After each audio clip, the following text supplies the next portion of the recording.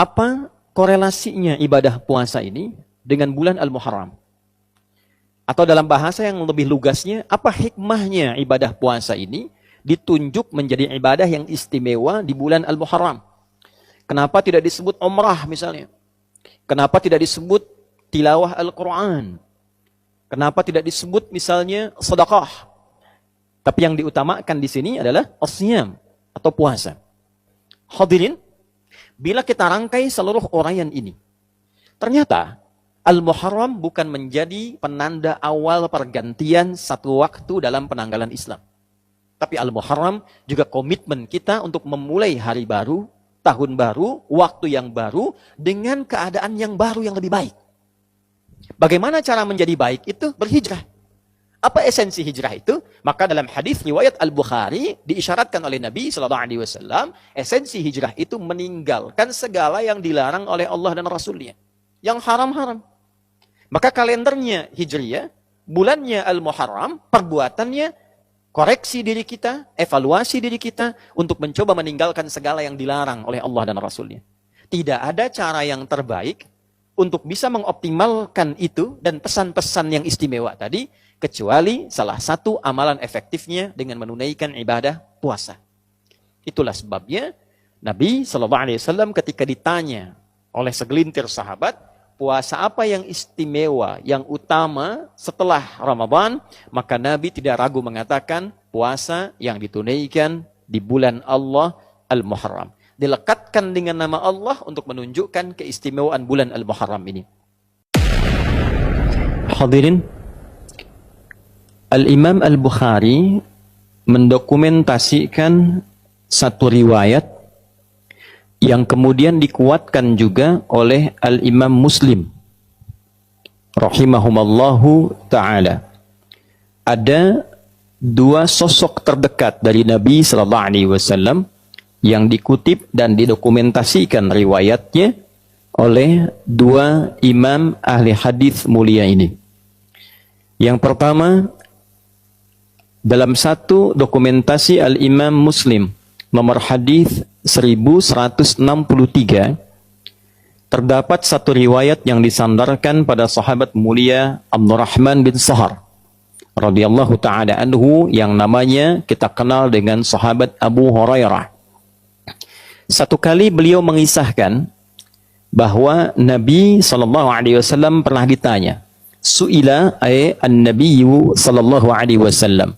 Nabi SAW pernah ditanya, ayyu salati afdali? Ya Rasulullah, salat apa yang paling utama ba'dal maktubati, setelah yang fardu itu? Wa ayyu siyami afdal ba'da syahri Ramadan atau kama qala, dan puasa apa yang paling utama setelah puasa Ramadan? Maka Nabi SAW kemudian menjawab, wa kama qala afdalus salati ba'da salatil maktubati, salat yang paling utama setelah salat fardu itu as-salatu fi jawfil laili, yaitu salat yang ditunaikan di pertengahan malam, tahajud. Wa afdalus siyami ba'da syahri Ramadan, dan puasa yang paling utama setelah puasa yang ditunaikan di bulan Ramadan itu siyam syahrillahil muharram, yaitu puasa yang ditunaikan di bulan Allah, yaitu bulan Al-Muharram. Rawahu Muslim, diriwayatkan oleh Imam Muslim dalam kitab sahihnya nomor hadis 1163, dan riwayatnya tersambung kepada sahabat Abu Hurairah radhiyallahu taala anhu. Hadirin, hadis ini memberikan kesan yang istimewa pada bulan Al-Muharram karena disifati bulan ini dengan amalan-amalan yang tidak serupa dengan amal ibadah yang ditunaikan di selainnya. Tidak sama ketika kita tunaikan di bulan Safar misalnya, bulan Rabi'ul Awal. Demikian seterusnya, setiap waktu memiliki keistimewaannya. Ramadan punya keunggulannya tersendiri, Dzulhijjah punya keunggulannya tersendiri. Maka bulan Al-Muharram memiliki keutamaan yang langsung disebutkan oleh Nabi SAW. Salah satunya adalah bulan yang saat menunaikan ibadah puasa di dalamnya, maka puasa itu menjadi istimewa di hadapan Allah Subhanahu wa ta'ala. Hadirin sekalian, apa korelasinya ibadah puasa ini dengan bulan Al-Muharram? Atau dalam bahasa yang lebih lugasnya, apa hikmahnya ibadah puasa ini ditunjuk menjadi ibadah yang istimewa di bulan Al-Muharram? Kenapa tidak disebut umrah misalnya? Kenapa tidak disebut tilawah Al-Quran? Kenapa tidak disebut misalnya sedekah? Tapi yang diutamakan di sini adalah as-siyam atau puasa. Hadirin, seperti kita ketahui, puasa adalah di antara amal ibadah yang saat ditunaikan di waktu yang sama, dalam kondisi yang sama, bisa meningkatkan ketaatan kepada Allah Subhanahu wa ta'ala, taat, sekaligus juga mencegah pelakunya berbuat maksiat. Seorang yang puasa umumnya bukan hanya menunaikan ibadah fardu yang terjaga, sunnah ingin dia kerjakan. Salat sunnah dia tingkatkan. Bacaan Al-Quran dia tingkatkan. Sedekah dia tingkatkan. Dan inti pada puasa, ini yang paling penting adalah, ibadah ini memiliki kesan yang istimewa karena mampu dengan menunaikannya secara benar, dapat mengendalikan nafsu, syahwat manusia, sehingga berpotensi ia meninggalkan perbuatan-perbuatan maksiat dan mencegah perbuatan terlarang di kemudian hari. Seseorang yang menunaikan puasa, tentu tidak akan ia mengorbankan puasanya dengan berdusta. Tentu tidak akan terdorong dirinya untuk mencela. Akan menahan tangannya untuk mencuri. Akan menahan sikapnya untuk mengerjakan selalu perbuatan-perbuatan yang mulia saja. Itulah siyam. Itulah fadilah menunaikan ibadah puasa. Dan dengan inilah kemudian para ulama seringkali memberikan highlight, garis bawah, bahwa dengan menunaikan ibadah puasa itu kita mampu mengendalikan diri. Inti puasa pengendalian diri. Inti puasa pengendalian nafsu. Seseorang yang mampu mengendalikan nafsunya, maka ia akan mampu mencegah dirinya berbuat maksiat. Itulah sebabnya nafsu ketika disebut dengan fujur di antara namanya, lawannya adalah takwa. Wa nafsi wa ma sawwaha fa'alhamaha fujuraha wa taqwaha. Tujuan puasa mengendalikan nafsu, meningkatkan takwa. Itulah sebabnya ketika 30 hari atau 1 bulan kurang lebih kita menunaikan ibadah puasa Ramadan, tujuan terbesarnya adalah meningkatkan takwa, mengendalikan nafsu. Ya ayyuhalladzina amanu kutiba alaikumussyam kama kutiba alal ladzina min qablikum la'allakum tattaqun. Dengan menunaikan puasa itu diharapkan takwanya meningkat. Bila takwa sudah meningkat, otomatis nafsunya ditekan. Bila takwa meningkat, taatnya naik. Maka maksiatnya ditekan. Maksiat itu cenderung mendorong pelakunya untuk berbuat sesuatu yang terlarang. Perbuatan yang terlarang dalam syariat disebut dengan muharram. Mencuri terlarang, maka mencuri itu muharram. Minum khamar, miras santika itu muharram. Korupsi itu muharram. Berdusta itu muharram. Hukum yang melekatkan pada setiap perbuatan yang dilarang, hukumnya disebut dengan haram namanya. Mencuri itu muharram, hukumnya haram. Korupsi itu muharram, hukumnya haram.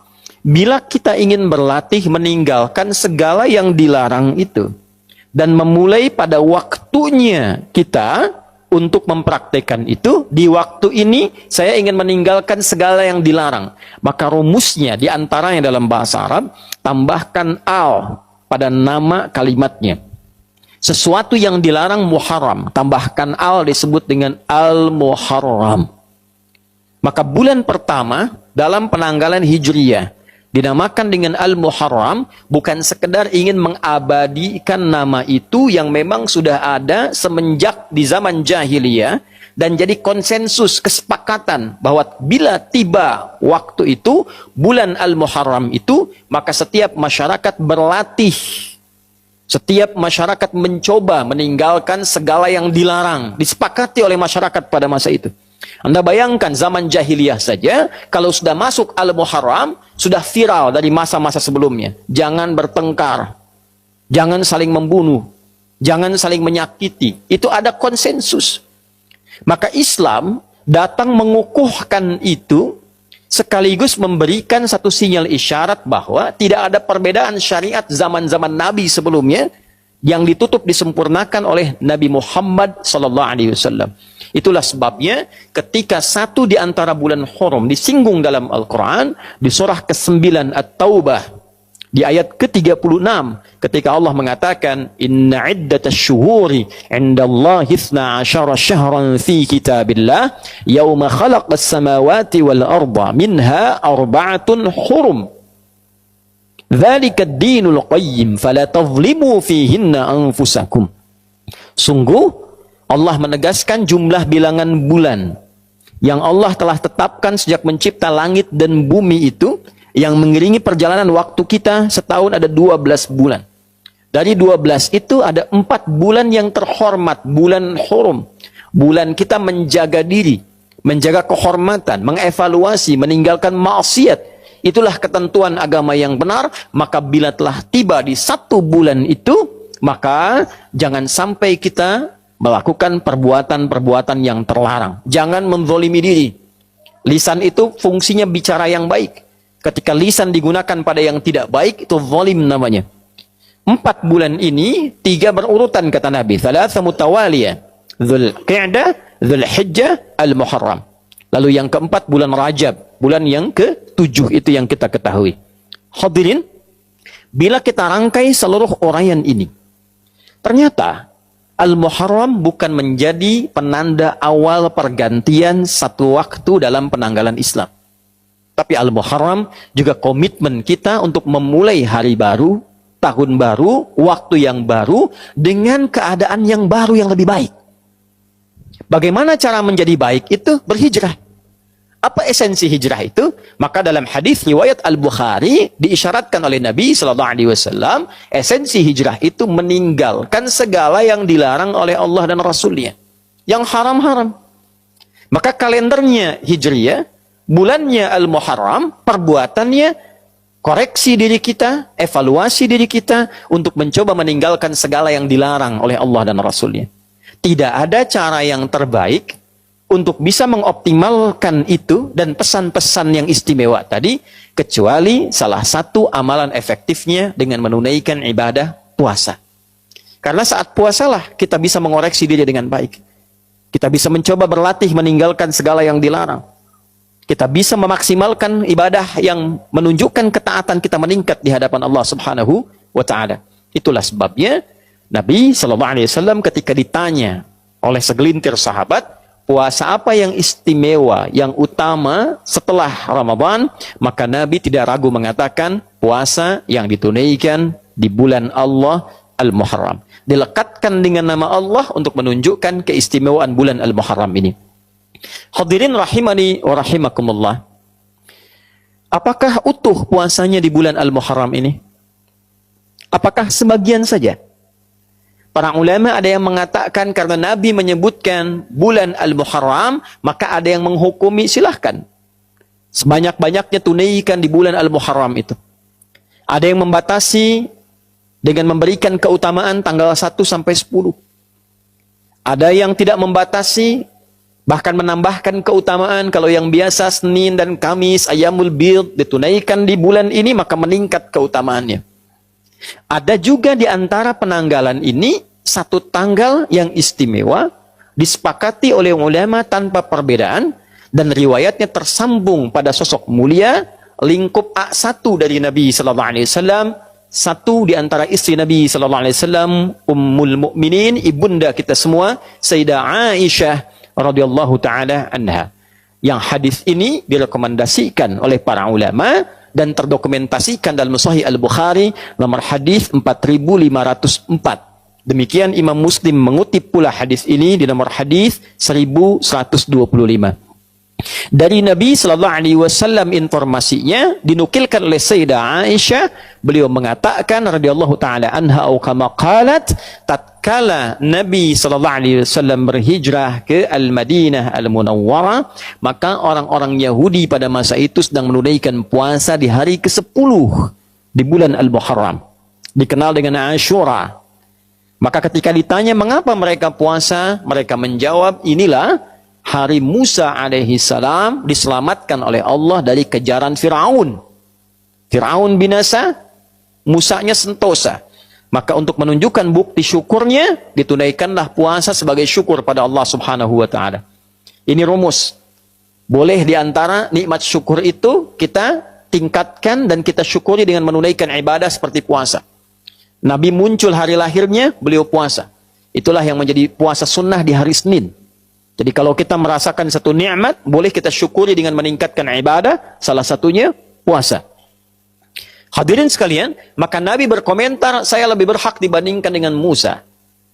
Maka beliau kemudian menunaikan puasa, meminta umatnya juga menunaikan puasa, sebagai penghormatan pada peristiwa itu. Dan ketika tiba Ramadan, Nabi memerintahkan umatnya memilih, mau tunaikan silahkan, mau tidak juga tidak mengapa. Hadirin, ternyata penelusuran terhadap riwayat, bukan hanya peristiwa Musa yang terbebas saja. Nabi Adam alaihissalam turun ke bumi dan diterima taubatnya oleh Allah setelah menyampaikan kalimat indah yang diterima dari Allah, Rabbana zalamna anfusana wa illam taghfir lana wa tarhamna lanakunanna minal khasirin, yang diabadikan di Al-A'raf itu ternyata terjadinya 10 Al-Muharram. Nabi Nuh alaihissalam ketika kapalnya itu yang telah dihantam oleh badai, kemudian muncul banjir dan beliau selamat dengan pengikutnya, keselamatannya terjadi di bulan Al-Muharram di tanggal ke-10. Dan peristiwa-peristiwa besar lain banyak mengiringi, menunjukkan perubahan, menunjukkan evaluasi, menunjukkan muhasabah yang inti seluruhnya ini terdapat dalam puasa. Jadi wajar ketika tanggal 10 Al-Muharram ada puasa sunnah dan memberikan manfaat menggugurkan dosa yang pernah dilakukan, maka bagaimana cara menjalaninya? Bukan sekedar menahan lapar dan haus, tapi kita mengoreksi diri kita seperti Nabi Adam mengoreksi dirinya, kakek moyang kita. Ada istighfar yang kita bisa sampaikan pada Allah Subhanahu wa taala. Yang kedua, ada yang dicontohkan memulai jalan baru untuk meninggalkan maksiat. Umat Nabi Nuh banyak maksiat, muncul banyak cobaan, muncul banyak masalah. Maka tolong dicek. Kalau dalam kehidupan banyak masalah yang tidak tuntas, tidak selesai, coba dicek. Kalau tandanya bukan ujian rasa cinta seperti Allah menguji para nabi, para rasul, boleh jadi ada maksiat yang pernah dikerjakan. Koreksi. Atau kita tunjukkan bukti syukur pada Allah. Selama ini jarang kita syukuri nikmat. Banyak meminta sesuatu yang tidak ada, yang ada lupa disyukuri. Maka ambil pada kisah Nabi Musa diselamatkan dari Firaun, syukuri. Maka niatkan hari ke-10 itu kita menunaikan puasa untuk mensyukuri nikmat Allah yang didapatkan sampai detik itu. Yang kedua, kita komitmen mengoreksi diri untuk menjadi pribadi yang lebih baik. Dan yang selanjutnya, kita menatap masa depan dengan menyiapkan agenda-agenda baru yang diridhai oleh Allah Subhanahu wa ta'ala. Itulah Al-Muharram, itulah awal bulan Hijriyah. Bukan sekedar berganti tanggal, berganti tahun, berganti tulisan, tapi menghadirkan komitmen yang berganti dari maksiat kepada taat. Barakallahu li wa lakum fil Qur'anil azim. ونفعني وإياكم بما فيه من الآيات وذكر الحكيم وتقبل مني ومنكم تلاوته إنه هو السميع العليم ادعوا الله يستجب لنا ولكم جميعا اللهم نحمدك حمدا كما علمتنا أن نحمدك ونشكرك شكرا كما علمتنا أن نشكرك أنت المقدم وأنت المؤخر بيدك الخير إنك على كل شيء قدير ربنا لا تدع لنا في مقامنا هذا وفي كل مقام ذنبا إلا غفرته ولا هما إلا فرجته ولا دينا إلا قضيته ولا مريضا إلا شفيته ولا حاجة من حوائج الدنيا والآخرة فيها لك رضا وفيها لنا الصلاح إلا قضيتها يا أرحم الراحمين اللهم تبنا إليك توبة نصوحا كفر عنا سيئاتنا واغفر لنا ذنوبنا في هذا الشهر المبارك محرم يا الله شهرك المبارك المعظم يا أرحم الراحمين اللهم اغفر للمسلمين والمسلمات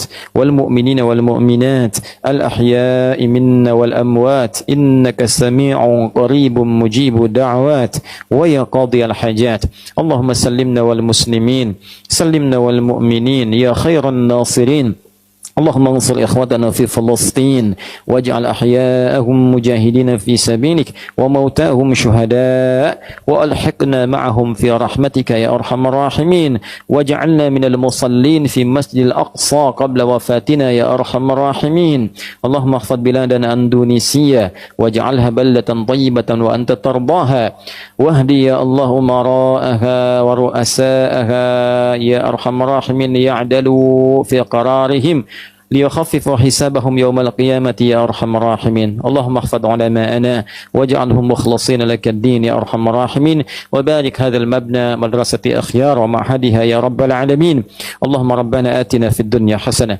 وفي الآخرة حسنة وقنا عذاب النار وصلى الله على سيدنا محمد وعلى آله وصحبه وذريته وأمته إلى يوم الدين وآخر دعوانا سبحانك اللهم ربنا وبحمدك نشهد أن لا إله إلا أنت نستغفرك ونتوب إليك والحمد لله رب العالمين عباد الله إن الله يأمر بالعدل والإحسان وإيتاء ذي القربى وينهى عن الفحشاء والمنكر والبغي يعظكم لعلكم تذكرون ولذكر الله أكبر والله يعلم ما تصنعون أقيموا الصلاة يرحمكم الله. Apa korelasinya ibadah puasa ini dengan bulan Al-Muharram? Atau dalam bahasa yang lebih lugasnya, apa hikmahnya ibadah puasa ini ditunjuk menjadi ibadah yang istimewa di bulan Al-Muharram? Kenapa tidak disebut umrah misalnya? Kenapa tidak disebut tilawah Al-Quran? Kenapa tidak disebut misalnya sedekah? Tapi yang diutamakan di sini adalah as-siyam atau puasa. Hadirin, bila kita rangkai seluruh uraian ini, ternyata Al-Muharram bukan menjadi penanda awal pergantian satu waktu dalam penanggalan Islam. Tapi Al-Muharram juga komitmen kita untuk memulai hari baru, tahun baru, waktu yang baru, dengan keadaan yang baru yang lebih baik. Bagaimana cara menjadi baik itu? Berhijrah. Apa esensi hijrah itu? Maka dalam hadis riwayat Al-Bukhari diisyaratkan oleh Nabi SAW, esensi hijrah itu meninggalkan segala yang dilarang oleh Allah dan Rasulnya. Yang haram-haram. Maka kalendernya Hijriyah, bulannya Al-Muharram, perbuatannya, koreksi diri kita, evaluasi diri kita, untuk mencoba meninggalkan segala yang dilarang oleh Allah dan Rasulnya. Tidak ada cara yang terbaik untuk bisa mengoptimalkan itu dan pesan-pesan yang istimewa tadi, kecuali salah satu amalan efektifnya dengan menunaikan ibadah puasa. Itulah sebabnya Nabi SAW ketika ditanya oleh segelintir sahabat, puasa apa yang istimewa, yang utama setelah Ramadan, maka Nabi tidak ragu mengatakan puasa yang ditunaikan di bulan Allah Al-Muharram. Dilekatkan dengan nama Allah untuk menunjukkan keistimewaan bulan Al-Muharram ini. Hadirin, Al-Imam Al-Bukhari mendokumentasikan satu riwayat yang kemudian dikuatkan juga oleh Al-Imam Muslim rahimahumallahu ta'ala. Ada dua sosok terdekat dari Nabi SAW yang dikutip dan didokumentasikan riwayatnya oleh dua imam ahli hadis mulia ini. Yang pertama, dalam satu dokumentasi Al-Imam Muslim nomor hadis 1163 terdapat satu riwayat yang disandarkan pada sahabat mulia Abdurrahman bin Sahar radhiyallahu taala anhu yang namanya kita kenal dengan sahabat Abu Hurairah. Satu kali beliau mengisahkan bahwa Nabi SAW pernah ditanya, su'ila an-nabiyyu sallallahu alaihi wasallam. Nabi SAW pernah ditanya, ayyu salati afdali? Ya Rasulullah, salat apa yang paling utama ba'dal maktubati, setelah yang fardu itu? Wa ayyu siyami afdal ba'da syahri Ramadan atau kama qala? Dan puasa apa yang paling utama setelah puasa Ramadan? Maka Nabi SAW kemudian menjawab, wa kama qala afdalus salati ba'da salatil maktubati Salat yang paling utama setelah salat fardu itu as-salatu fi jawfil laili, yaitu salat yang ditunaikan di pertengahan malam, tahajud. Wa afdalus siyami ba'da syahr Ramadan, dan puasa yang paling utama setelah puasa yang ditunaikan di bulan Ramadan itu siyam syahrillahil muharram, yaitu puasa yang ditunaikan di bulan Allah, yaitu bulan Al-Muharram. Rawahu Muslim, diriwayatkan oleh Imam Muslim dalam kitab sahihnya nomor hadis 1163, dan riwayatnya tersambung kepada sahabat Abu Hurairah radhiyallahu taala anhu. Hadirin, hadis ini memberikan kesan yang istimewa pada bulan Al-Muharram karena disifati bulan ini dengan amalan-amalan yang tidak serupa dengan amal ibadah yang ditunaikan di selainnya. Tidak sama ketika kita tunaikan di bulan Safar misalnya, bulan Rabiul Awal. Demikian seterusnya, setiap waktu memiliki keistimewaannya. Ramadan punya keunggulannya tersendiri, Dzulhijjah punya keunggulannya tersendiri, maka bulan Al-Muharram memiliki keutamaan yang langsung disebutkan oleh Nabi SAW. Salah satunya adalah bulan yang saat menunaikan ibadah puasa di dalamnya, maka puasa itu menjadi istimewa di hadapan Allah Subhanahu wa ta'ala. Hadirin sekalian, apa korelasinya ibadah puasa ini dengan bulan Al-Muharram? Atau dalam bahasa yang lebih lugasnya, apa hikmahnya ibadah puasa ini ditunjuk menjadi ibadah yang istimewa di bulan Al-Muharram? Kenapa tidak disebut umrah misalnya? Kenapa tidak disebut tilawah Al-Quran? Kenapa tidak disebut misalnya sedekah? Tapi yang diutamakan di sini adalah as-siyam atau puasa. Hadirin, seperti kita ketahui, puasa adalah di antara amal ibadah yang saat ditunaikan di waktu yang sama, dalam kondisi yang sama, bisa meningkatkan ketaatan kepada Allah Subhanahu wa ta'ala, taat, sekaligus juga mencegah pelakunya berbuat maksiat. Seorang yang puasa umumnya bukan hanya menunaikan ibadah fardu yang terjaga, sunnah ingin dia kerjakan, salat sunnah dia tingkatkan, bacaan Al-Quran dia tingkatkan, sedekah dia tingkatkan. Dan inti pada puasa ini yang paling penting adalah ibadah ini memiliki kesan yang istimewa karena mampu dengan menunaikannya secara benar dapat mengendalikan nafsu syahwat manusia sehingga berpotensi ia meninggalkan perbuatan-perbuatan maksiat dan mencegah perbuatan terlarang di kemudian hari. Seseorang yang menunaikan puasa tentu tidak akan ia mengorbankan puasanya dengan berdusta. Tentu tidak akan terdorong dirinya untuk mencela, akan menahan tangannya untuk mencuri, akan menahan sikapnya untuk mengerjakan selalu perbuatan-perbuatan yang mulia saja. Itulah siyam, itulah fadilah menunaikan ibadah puasa. Dan dengan inilah kemudian para ulama seringkali memberikan highlight, garis bawah, bahwa dengan menunaikan ibadah puasa itu kita mampu mengendalikan diri. Inti puasa pengendalian diri, inti puasa pengendalian nafsu. Seseorang yang mampu mengendalikan nafsunya, maka ia akan mampu mencegah dirinya berbuat maksiat. Itulah sebabnya nafsu ketika disebut dengan fujur di antara namanya, lawannya adalah takwa. Wa nafsi wa ma sawwaha fa'alhamaha fujuraha wa taqwaha. Tujuan puasa mengendalikan nafsu, meningkatkan takwa. Itulah sebabnya ketika 30 hari atau 1 bulan kurang lebih kita menunaikan ibadah puasa Ramadan, tujuan terbesarnya adalah meningkatkan takwa, mengendalikan nafsu. Ya ayyuhalladzina amanu kutiba alaikumussyam kama kutiba alal ladzina min qablikum la'allakum tattaqun. Dengan menunaikan puasa itu diharapkan takwanya meningkat. Bila takwa sudah meningkat, otomatis nafsunya ditekan. Bila takwa meningkat, taatnya naik, maka maksiatnya ditekan. Maksiat itu cenderung mendorong pelakunya untuk berbuat sesuatu yang terlarang. Perbuatan yang terlarang dalam syariat disebut dengan muharram. Mencuri terlarang, maka mencuri itu muharram. Minum khamar, mirasantika itu muharram. Korupsi itu muharram. Berdusta itu muharram. Hukum yang melekatkan pada setiap perbuatan yang dilarang, hukumnya disebut dengan haram namanya. Mencuri itu muharram. Hukumnya haram. Korupsi itu muharram. Hukumnya haram.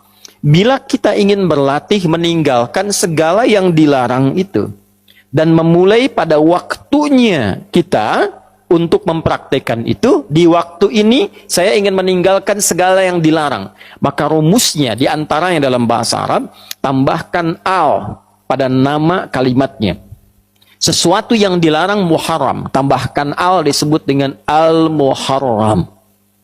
Maka bulan pertama dalam penanggalan Hijriyah dinamakan dengan Al-Muharram, bukan sekedar ingin mengabadikan nama itu yang memang sudah ada semenjak di zaman jahiliyah, dan jadi konsensus, kesepakatan bahwa bila tiba waktu itu, bulan Al-Muharram itu, maka setiap masyarakat berlatih, setiap masyarakat mencoba meninggalkan segala yang dilarang, disepakati oleh masyarakat pada masa itu. Anda bayangkan zaman jahiliyah saja, kalau sudah masuk Al-Muharram, sudah viral dari masa-masa sebelumnya. Jangan bertengkar, jangan saling membunuh, jangan saling menyakiti. Itu ada konsensus.